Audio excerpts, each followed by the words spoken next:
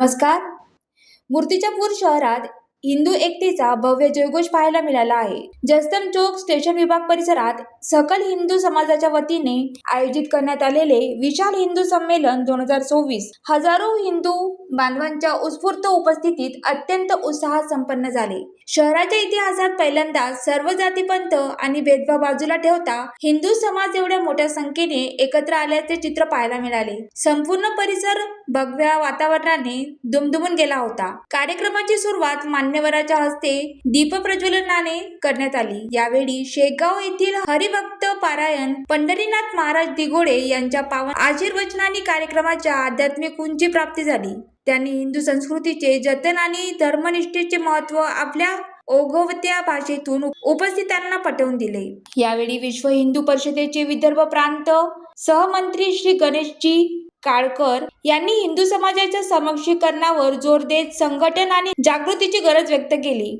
तसेच महिला वक्त्या सौ रुपालीताई बाहेती यांनी समाजातील महिलांच्या सहभागाचे आणि संस्काराच्या जपणुकीचे महत्त्व अधोरेखित केले. या संमेलनाचे विशेष आकर्षक म्हणजे मूर्तिजापूर आणि परिसरातील हजारो नागरिक, माता भगिनी आणि युवकांना उत्स्फूर्त सहभाग. शहरातील श्रीराम मंदिर, श्री विठ्ठल मंदिर आणि गजानन महाराज मंदिरासह विविध मंदिराच्या सहकार्यामुळे समाजात ऐक्याचा संदेश देणारा हा कार्यक्रम ठरला. सकल हिंदू समाजाच्या वतीने करण्यात आलेले शिस्तबद्ध नियोजन आणि कार्यकर्त्यांच्या अथक परिश्रमामुळे कार्यक्रम निर्विघ्नपणे पार पडला. कार्यक्रमाच्या शेवटी उपस्थित सर्व भाविकांसाठी राम खिचडी महाप्रसादाचे वाटप करण्यात आले. हिंदू धर्माच्या रक्षणासाठी नवचेतना जागृत करण्यासाठी हे संमेलन एका मैलाचा दगड ठरेल अशी भावना आयोजकांनी व्यक्त केली आहे. आजचा जो दिवस आहे तो या आपल्या मूर्तिजापूरच्या सगळ्या हिंदू बांधवांसाठी अतिशय गौरवाचा दिवस आहे. संघाला 100 वर्षे पूर्ण झाली आणि 100 वर्षाचा तपस्या पूर्ण करत आज संघ तरुण झालाय.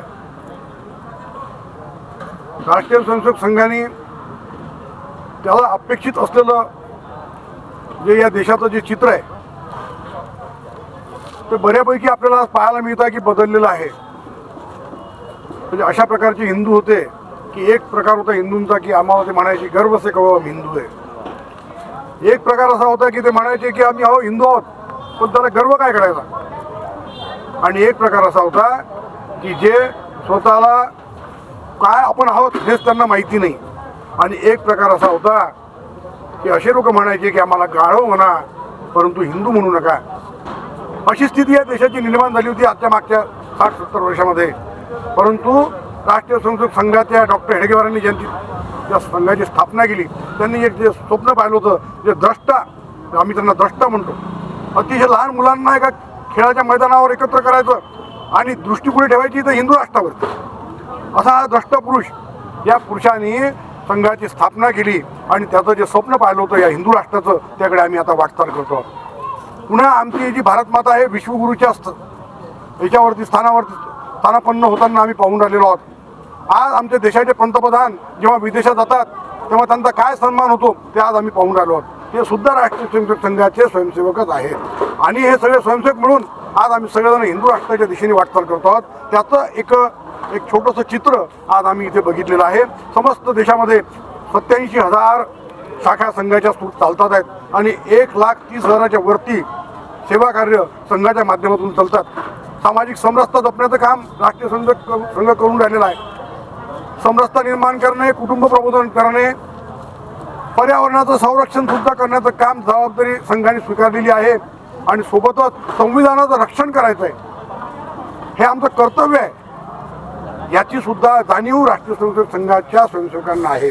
हे सगळं काम आम्ही करतो आहोत. एक प्रश्न विचारत, बालभारतीच्या त्या पुस्तकामध्ये आजच्या तारखेला काय मला त्यातला नेमका अभ्यास नाही, परंतु विलास सावडे, ज्वालादीप न्यूज, मूर्तिजापूर.